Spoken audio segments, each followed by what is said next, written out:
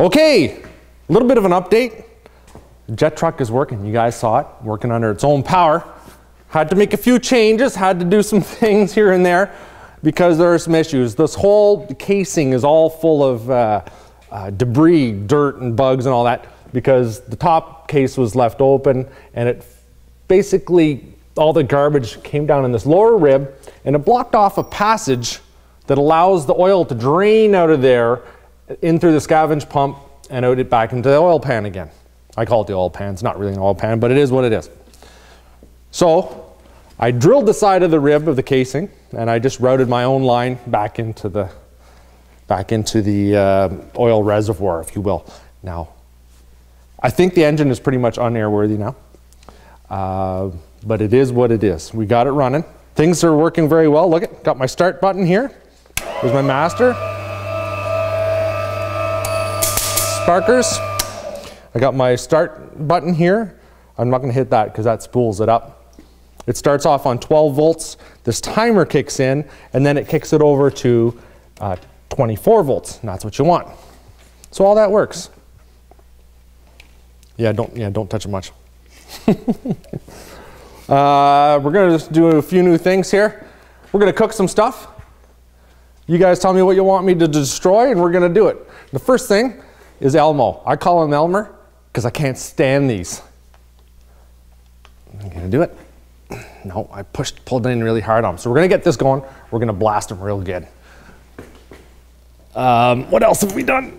It's not pointing right at him, eh? Yeah, it should be. Is that better? Yeah. What else? It is running well, kinda. It's burning a lot of oil, and the reason for that was it was backing up through that upper rib. It would stay in and around the main bearing that holds the front of the compressor housing or the compressor wheel or the whatever you want to call it, thing that spins. And it was just blowing back through the machine. So I checked this out. I needed more oil. I went and I bought some today and then I figured out, well, I know this one place. I'm going to go check it out and see if they have some oil and check out the pricing on it. So take a look. I got 5 cases of turbine oil. There's 22 and a half liters in each one. I got 5 of them for $1 each. Now their time expired, but I'm okay with that because it was basically, you know, $1,200–1,500 worth of oil. The way I burn it, I'm pretty happy. Deals can be had. Now I'm trying to find good deals on fuel. That's the main thing. So I'm scouting out old fuel here and there and furnace oil and whatever I can to make this thing run a little cheaper. Oh, check this out as well.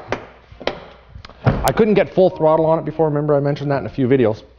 And I figured it had something to do with this little barometric compensating device that's on here.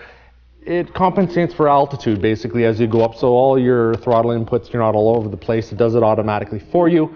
So in the manual it says, you know, if you have a loss of power, throttle inputs aren't working, there's something wrong. There's a little override switch and it's the, what do they call it?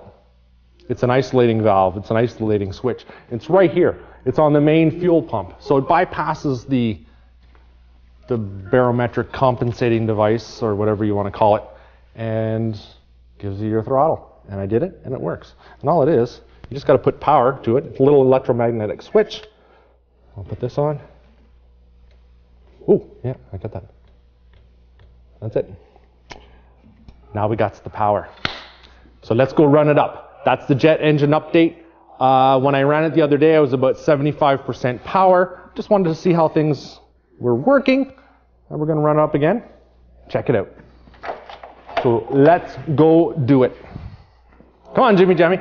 So you take my truck, Jamie?